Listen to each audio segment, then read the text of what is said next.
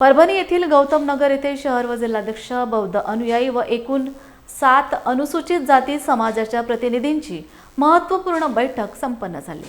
गौतम नगर तरुण मित्र मंडळ यांच्या पुढाकाराने ही बैठक आयोजित केली होती। या बैठकीला पूज्यवंते मोदिता व संघमित्रा तरुण मित्र मंडळाचे पदाधिकारी उपस्थित होते। आणि आज आपण अख्ख्या महाराष्ट्रामध्ये मला तरी वाटत नाही की वडार समाज कोणत्या देवाला मानत असेल, पण वडार समाजाला या परभणी नाही गौतम नगर येथील क्रांतीभूमीतून आपण सर्व आंबेडकरांनी, आंबेडकरवादी युवकांनी, सर्व आंबेडकर प्रेमींनी वडार समाजाला हिरो दिलेला आहे। एक फोटो लावण्याचं काम केलेलं आहे ते म्हणजे सोमनाथ सूर्यवंशी। एवढी ताकद आपल्या सगळ्यामध्ये आहे आणि आपण नक्कीच येणारा जो महामोर्चा आहे ह्या महाराष्ट्राला नक्कीच दिशादर्शनाला होणार आहे।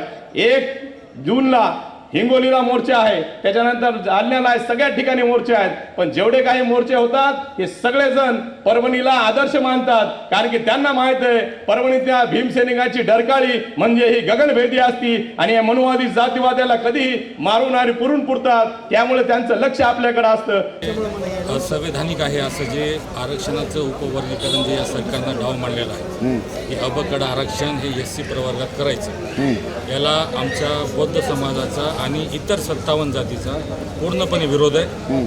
त्या संदर्भात ते या महाराष्ट्रात जे सरकारचं चालू आहे की अबकड आरक्षण आम्ही लागू करणार आहे, ते आम्ही होऊ देणार नाही। त्या संदर्भात आज या ठिकाणी गौतम नगर या ठिकाणी मोठी बैठक या ठिकाणी संपन्न झाली आणि आजच्या बैठकीत असं ठरलेलं आहे की येणाऱ्या 17 जूनला परभणी जिल्ह्यातील तमाम आंबेडकरी वाद्यांतून एक मोठा महाआक्रोश मोर्चा छत्रपती आपल्या शनिवार बाजारापासून ते छत्रपती शिवाजी महाराज पुतळा आणि डॉक्टर बाबासाहेब आंबेडकर पुतळ्यापर्यंत मी काढणार आहोत आणि या आरक्षणाला आमचा विरोध करतो। उपवर्गीकरण हा सत्ताच्या ज्या म्हणजे शासन आहे, महाराष्ट्र शासन असेल किंवा भारत सरकार असेल, नरेंद्र असताल किंवा देवेंद्र असताल, यांचं हे षडयंत्र आहे भावाभावामध्ये भांडणं लावायचं। जसं त्यांनी आजपर्यंत म्हणजे त्यांचा पहिल्यापासून हाच कार्यक्रम चालू आहे की प्रत्येकांना जे आता मूलभूत गरजा आहेत आपल्या भारतापुढी, आपल्या महाराष्ट्रापुढी ज्या मूलभूत गरजा आहेत, जसं पेट्रोल असेल, बाकी जे आपले महागाई असेल, आपले सुशिक्षित बेरोजगारी असेल, एफस्टीन फाईल असेल, या सर्वहून यांना म्हणजे तरुणांचं मन विचलित करायचे, मुद्दे डायव्हर्ट करायचे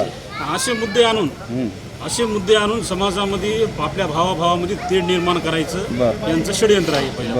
मागणी आरक्षणाची आणि आरक्षणाच्या मागणीसाठी आरक्षणाचा लाभ घेण्यासाठी शिक्षण लागतं। त्याच्यामुळं शिक्षणाच्या आणि सुशिक्षित असलेला आणि शिक्षित असलेला समाज तो निश्चितपणे बौद्ध समाज आहे। त्याचं कारण असं आहे की त्यांना गमक कळालं ब्राह्मणांच्या नंतर सर्वाधिक जर पदवीधर कोणी असतील आणि आत्ता जर खरंच कोणी जर पदवीधरांची लिस्ट काढली तर ब्राह्मण समाजाच्या नंतर सर्वाधिक पदवीधर मतदार कोणी असतील ते बौद्ध समाज आहे। त्याचं कारण असं आहे की ज्यांनी शिक्षणाला साध्य केलं, त्यांनी जग मिळवलं, जग जिंकता आलं। आणि म्हणून तुम्ही जर पाहिलं असेल की देशातल्या नरेंद्र मोदी सरकारला जर आव्हान कोणी दिलं असेल तर तो अभिजित दिपके नावाचा मुलगा सुद्धा एक बौद्ध तरुण आहे आणि त्याने विचारानं आणि शिक्षणाने ती प्रगती केली आणि जगातल्या म्हणजे सगळ्यात मोठ्या लोकशाहीच्या एक स्वयंघोषित हुकुमशहा तयार झाल्या या देशामध्ये। त्याला आव्हान करण्याचं काम एका बौद्ध तरुणाने केलं शिक्षणाच्या बळावर। त्याच्यामुळे शिक्षित समाज आहे आणि शिक्षित समाजाला सागलं कळतं की काय संविधानिक आहे काय असंवैधानिक आहे।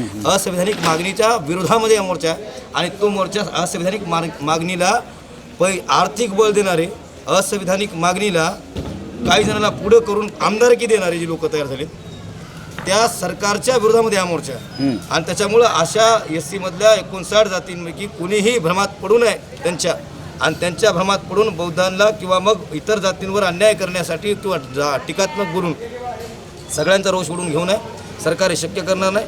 फार मोठमोठे आंदोलन झाले पण सगळ्या चॉकलेट मिळालेली तुम्हालाही मिळेल।